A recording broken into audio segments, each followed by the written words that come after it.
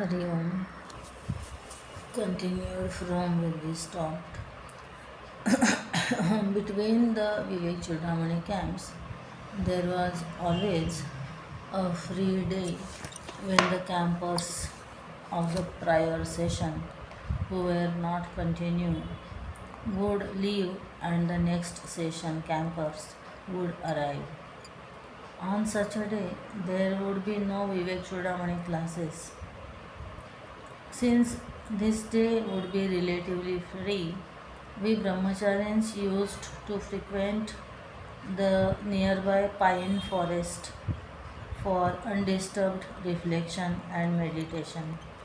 I took my Vivek Chudamani book and my meditation seat and walked toward the ashram gate.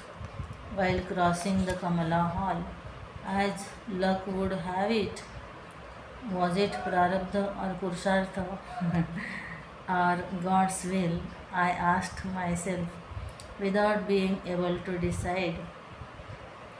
I espied Gurudev sitting with just a handful of campers in the Kamala Hall.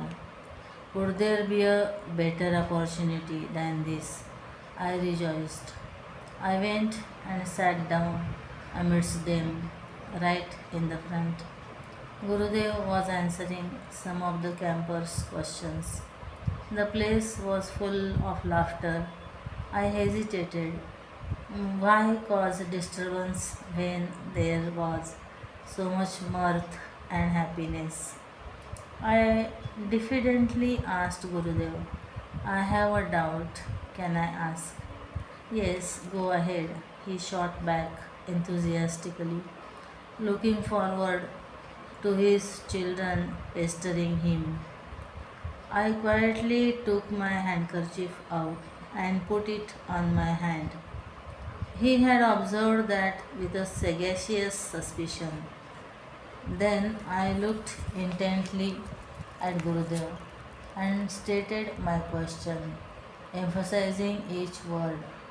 Does God know to which side of my hand, right or left, I am going to drop my handkerchief? Gurudev looked at me as though trying to gauge where I was leading the discussion. I had no intention of giving him a clue. He replied firmly, of course, the Lord is Sarvajna, omniscient. I had expected just this answer. If so, I argued, the Lord has already decided on which side I am going to drop my handkerchief. I paused to make my point. Then I placed my conclusion. Where then is the possibility of my free will? Gurudev vehemently disapproved. No, no, you do not have the free will to decide which side you want to drop your handkerchief. I wasted no time. I contended. If that were the case, then the Lord cannot now know where I am going to drop the handkerchief, to my left or right. The Lord cannot therefore be Sarvajna or omniscient. This is a proverbial catch 22 situation. If Gurudev affirms that Lord is omniscient and he cannot attest to the existence of free will, and if Gurudev asserts that there is free will, there is no way he can establish that God is Sarvajna. I knew I had made my arguments against free will crystal clear. I just looked at him gravely. The ball was in his court. Gurudev was silent for just a moment. He then lovingly smiled at me. My argumentative mood altered. I became receptive. I was then just a young boy in my late teens. He asked me for my name. I replied. He then asked me where I came from. I answered that.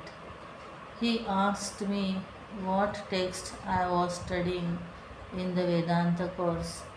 That too, I replied. But these endearing questions did not placate me. I desperately needed clarity, and that he could clearly see. He looked at me straight and asserted that with all force that there is free will. What you are now is a product of your past, and what you will be tomorrow will be the result of your present actions. He then explained in detail the concepts of prarabdha and purushartha using the example of a boat and a flowing river. The river flows at a speed of say 10 kilometers an hour. Hence, a boat afloat on the river will also travel with the same speed, is it not? But suppose one needs to travel in a direction opposite to the flow of the river, a motor will be required. Explaining the metaphor, he said, the boat is you, the natural flow of the river is your prarabdha. If you do not do nothing, you will flow according to your prarabdha. But in you lies the capacity to change your destiny. Attach the motor of self effort. With its help, you can now travel even against the current. You are what you are today because of your past. But what you are tomorrow will be according to how you act in the present and what you do now. He paused. Then he cited the Bhagavad Gita, Uddharet Atmana Atmanam, lift up yourself by yourself. Would Krishna state thus, if there was no free will, in you lies the strength to change your destiny. It became clear to me as a seeker that I had to work hard and conquer the mind. It is possible and it is a must, for there is self effort, and the Lord Himself has advised us to exert by Purushartha. But what about my question of self effort versus God's omniscience?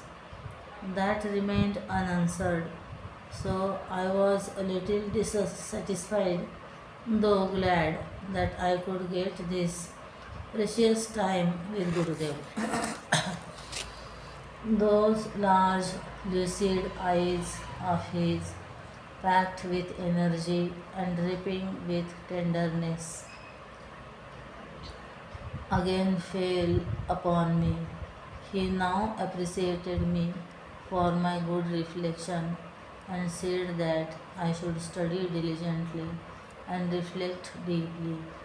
He closed the discussion with a loud good.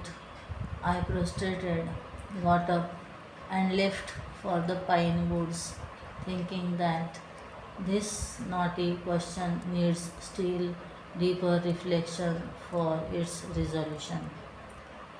It has been many decades since I had that discussion with Gurudev. As I reflect upon that interaction with Puja Gurudev, I can see in full measure his compassion and true guidance to a seeker. Both these notions are erroneous. There is free will alone but no destiny, and there is destiny alone but no free will. It is this error that Gurudev wanted a seeker not to fall into. The fact is this: it is only the free will of today that fructifies to become the destiny of tomorrow. Hence, truly speaking, both free will and destiny are the proverbial two sides of the same coin. Notwithstanding the above mentioned fact, it is not philosophically fallacious to hold that all is the Lord's will, and ipso facto, there is no free will and destiny. Not just that, there is no free will. Accepting one and rejecting the other is philosophically unsound. But even so, one has to be extremely cautious, for this is truly a treacherous ground to tread upon. Unless a seeker is mature, such reflection could be detrimental. What if the seeker turns idle and stops putting earnest efforts towards his spiritual progress? He may waver in his will to conquer his weaknesses, such as desire, anger, and so on, under the mistaken notion that even his weaknesses are God's will alone. We continue.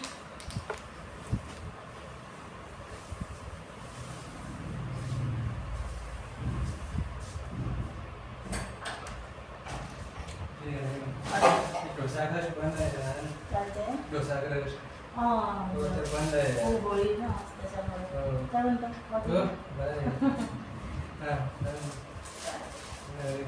Stay down.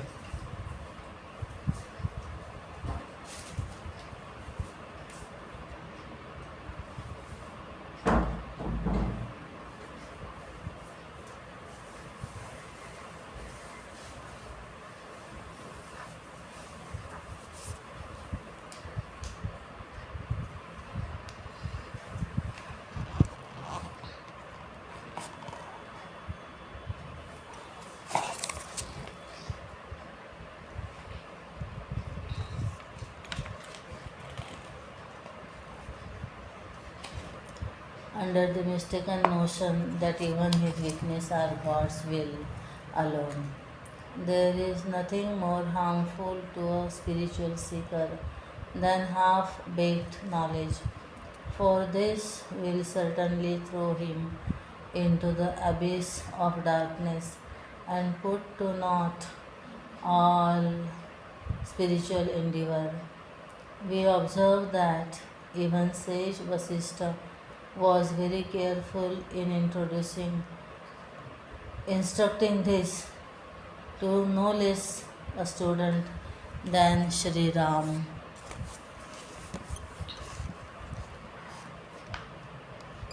In Yoga Vasishtha, he warns his disciple Ram that those who consider the fruits of their past efforts as divine will and do not engage themselves in self effort are fools, falling into inertia, inadvertence, sensuality, and complacency is truly a deadly trap termed in the scriptures as pramada. Sanat Sujatiya gravely cautions Pramado vai mrityuhu. Pramada is verily death to the seeker. Gurudev had protected me, the seeker. For greater clarity on the concepts of self-effort and destiny and their mutual relation, readers are advised to go through the CI publication Gordian Knot of Self-Effort and Destiny, authored by Swami Advayananda. The book can be purchased on CIF's website. This is a short but profound philosophical text embedded in the Udyog Parva on the Mahabharata, Sanat Sujatiya. The truth of the matter is this: as long as one is the doer and enjoyer, that is an ego, there will be self effort and destiny. Being an ego to deny self effort and hold on to determinism. Determinism is wanton spiritual suicide. Only to only a person who has given up his ego can rightly claim that there is neither Purushartha nor Prarabdha, and he alone is a true Guru who knows what to teach, when to teach, and above all, to whom to teach. Only such a Guru can lead the disciple to enlightenment. An article by Swami Siddhananda. Om Dehatitaya Namaha.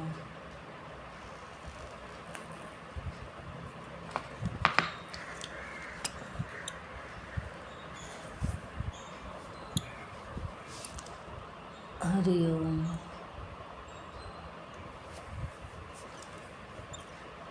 Om Dehatitaya Namaha. Salutations to the one who is beyond the body.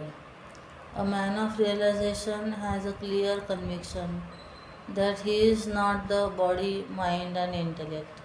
Instead, he uses the body, mind, and intellect diligently, intelligently, and efficiently as instruments to serve humanity.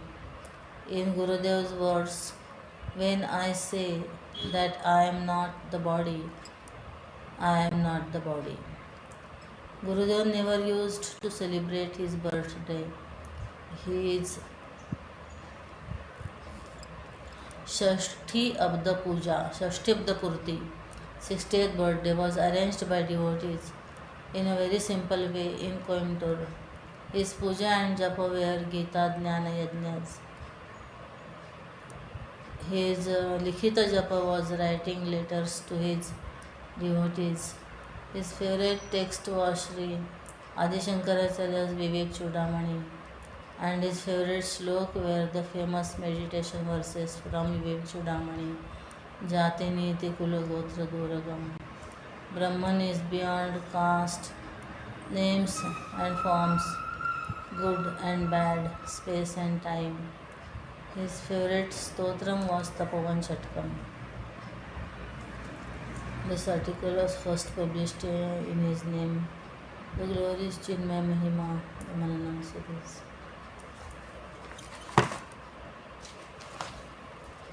Once Gurudev came to the Chinmay Mission Tri-State Center in Kedar, Philadelphia, after his eye surgery. The inauguration of the Chinmay Kedar Center was happening the next day. Gurudev attended the inauguration and did not hesitate to remove his eye bandage to see the large oil lamps lit before Lord Kedareshwar. On another occasion, Gurudev was in Delhi for a yajna. On the second day, he fell ill with a high fever and cold and was unable to get up due to high body temperature. The committee approached him and asked if they should cancel the yajna. Despite the pain, Gurudev said the program should go as planned. He finally agreed to cancel just that day, but insisted that the session continue with a disciple taking the podium. He was Dehatita and worked tirelessly, heedless to physical illness. The ochre colored clothes he wore symbolized how the body comes from clay and goes back to clay. True knowledge enables a man to realize that he is the soul with a body. He is unborn, so he never dies. The way Gurudev walked in his padukas, his rudraksha malas, the vibhuti and chandan on his forehead. His full throated laughter, unconditional love, the seva continue to live in our minds and hearts. Gurudev is still looking after all of us. The centers are growing and the community is thriving with his blessings. His Dehatita, his physical body, may not be there, but the legacy he left behind continues to guide us in various ways. Om Kalatitaya Namaha, article by Swami Chidrupananda. Om Kalatitaya Namaha, salutations to the one who is beyond time. To understand the meaning of Kalatita, we need to know what time is, its definition, and how Gurudev had mastered it. Time is defined as an interval between two events. However, there is another definition, Kramasamvit Kalaha. The awareness of the sequence of events is time. Unless there is awareness illumining the events, there is no time at all. Since there is no awareness in deep sleep, there is no time there as well. The time is born only when there is moment. If there is no moment, there is no time. Physical time is due to the movements of the sun and the planets. Psychological time is born of thoughts. They too change or move. Psychological time is subjective, whereas physical time is common to all. If I like a lecture, time flies, otherwise not. Therefore, a moment plus awareness of the moment creates time. Puja Gurudev said that the unit of time is second and not first, because at the first event time is not born. Only at the end of the second event is one unit of time born. Therefore, the unit of time is called second and not the first. Gurudev is Kalatita, one who is beyond time. He utilized time intelligently in many ways. Whenever Gurudev made a sankalpa, everything intended to fall into place to make it happen. For example, when we look at Gurudev's itinerary, we notice that rarely any changes were made once it was set. Time cooperated non-stop for 42 years with Gurudev. Another quality of the one who has mastered time is that the person never gets tired. Gurudev never exhibited physical fatigue except due to illness at times. When someone asked about his health, he replied, "Shh, don't ask loudly. The body doesn't know that it is sick." Gurudev never felt the stress of his never ending work. Even as the body underwent changes and faced health challenges, Gurudev was never mentally stressed. His non-stop work for 42 years is proof that that is before all of us. We never heard Gurudev say, "I am under stress. I cannot handle work."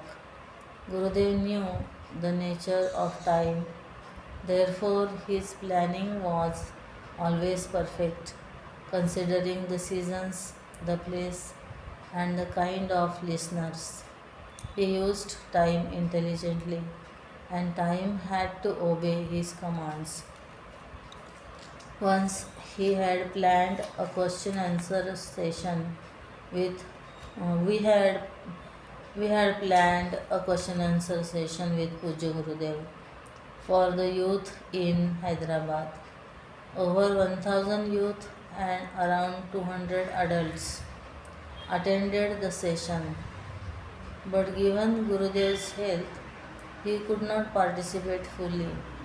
When we told him that we would like to restrict the questions to about 8 or 9, Gurudev looked at me and said, "No, no, let them ask as many as they want. Collect the questions with their addresses. I will write to them all." I was awestruck when around 30 youths received letters with a sentence on the top right corner of the letter: "In flight to Mumbai from Hyderabad." He never rested even during his travels.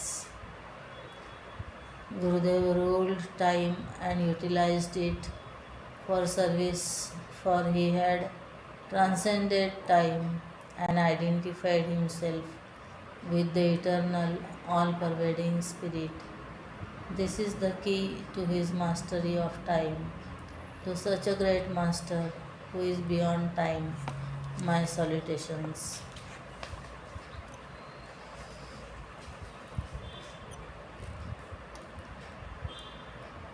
An article by Prarthana Sharanji from Kailash with Love. In Hindu tradition, few images are as evocative and instructive as the Shiva Parivar, a family bound not by sameness but by profound harmony amid striking differences. Shiva's secret to unity. Lord Shiva is a renunciate and dresses in a tiger skin and snakes for ornaments. Parvati is a perfect picture of a devoted wife, dressed beautifully and adorned with bejeweled ornaments. The elder son Kartikeya is a warrior, and the younger son Ganesha is a remover of obstacles. Even their vehicles are inimical to each other. Kartikeya's peacock is the sworn enemy of Shiva's snakes, whereas Parvati's lion always wants the Lord's bull for breakfast. Ganesha's mouse is no match for Shiva's bull or Parvati's lion, as the mouse lives underground while Kartikeya's peacock flies and the lion lives in a cave. Their food preferences, likes and dislikes, skills, capabilities, and aims differ, yet there is no aggression. Thus, they give a message of living intelligently, mobilizing the good qualities and the handicaps of others in the family for the common good. An interesting example comes to mind: the movie Lagan, where the hero uses a cripple on his team to spin ball to victory in cricket. Their secret: mutual respect, love, and the ability to celebrate rather than suppress each other's distinct strengths. Lord Shiva's family offers a timeless message.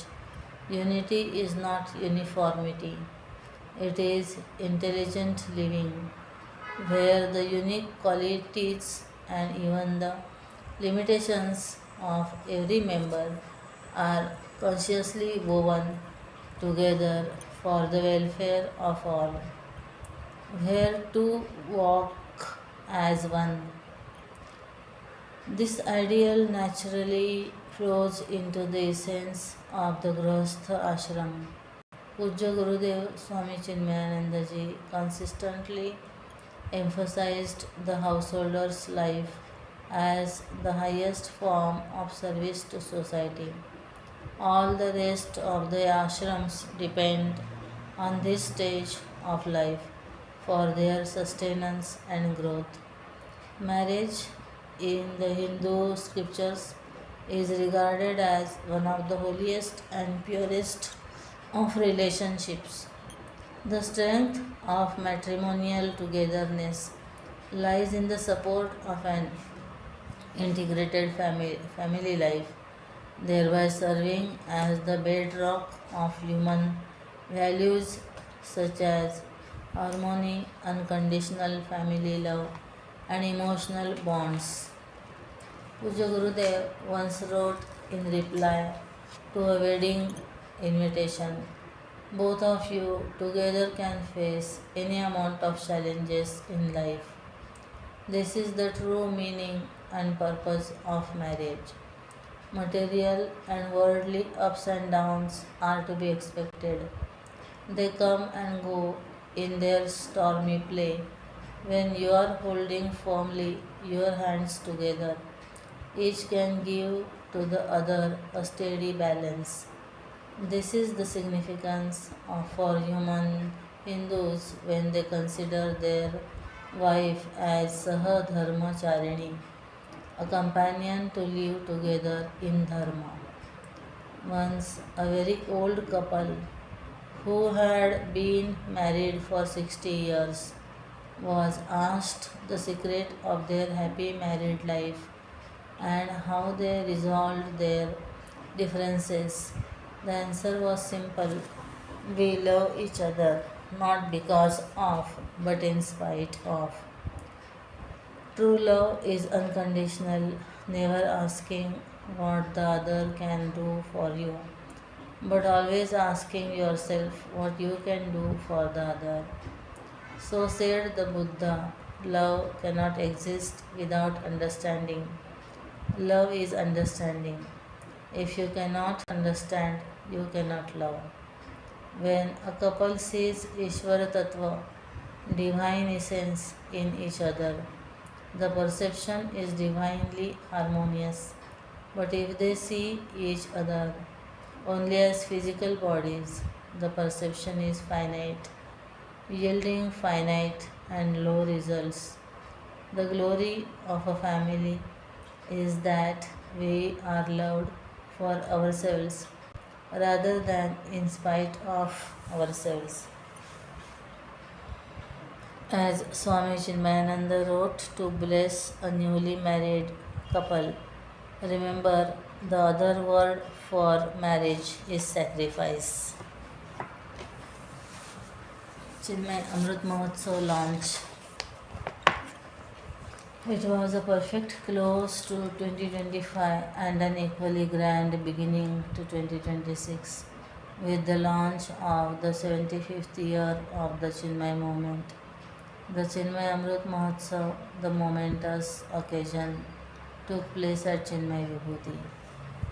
On December 31st, 2025, Pujya Swami Swarupananda formally launched a series of programs and initiatives for 2026 and beyond, to the delight of the 600 plus attendees. After the auspicious blowing of conches announced a heartfelt welcome of Pujya Gurudev's Padukas, Vastra, clothes, and statue, Archana and Arati were offered. In his address, Pujya Swami Swarupanandaji noted that 75 years ago, Pujya Gurudev brought the timeless wisdom of Vedanta from the Himalayas to the doorsteps of humanity, and until his last breath, lived only to share this truth with love and authenticity, so that generations may discover lasting peace.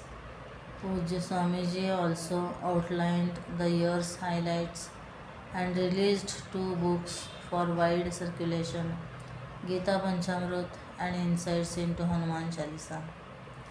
The Chinmay Amrit Yatra was described by Swami Anukulananda, the leader of a team of youth yatris, whom he introduced one by one. He outlined the plan of the 295 days, 35,000 kilometer pilgrimage across Bharat, carrying the timeless message of the Gita and the living legacy of Puja Gurudev. The audience also received a video glimpse of the Amrit Sandesh Vahini, which holds various artifacts of the Master, each representing his vision and work. In his video message, Pujya Swami Tejomayananda Guruji pointed out that a flag and its flag post stand together, with the flag post ensuring the flag flies high.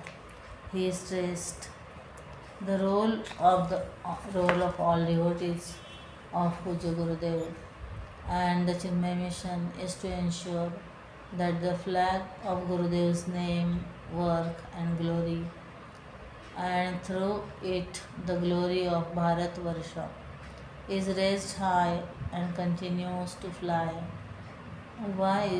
This is what the flag of the Amrit Yatra signifies. The launch program also included a Gita Panchamrit dance by children from around the world and the release of the Chinmay 75 anthem composed by Swami Tejomayanandaji and performed by the Nadabindu team. The next segment left everyone awestruck, featuring videos by Sri Mani Shankar, including the first AI generated short film on the life and times of Puja Gurudev. It portrays his message and mission through soulful music and a Hindi narrative by Swami Swarupananda with English subtitles. The next video feature was an AI generated Gita Panchamrit discourse in English by Puja Gurudev himself, for which the audience had earlier been treated to 1 minute glimpses in Hindi, Kannada, Malayalam, Tamil, and Telugu. The Chinmay mission pledge was recited by all, followed by a sprinkle of Gangajal at the hands of Swami Swarupananda, so all could feel blessed by the touch of Chinmay Amrit. After Prasad, devotees gathered at Chinmay Vibhuti's Sundarangana to send off the yatra in a surge of devotional fervor. The procession of Pujya Gurudev's Padukas and Vastra carried on a red carpet to the rhythm of Dhol Tasha, amid showers of petals and fluttering orange flags, was a deeply moving sight. The yatra was lovingly flagged off by Swami Swarupananda.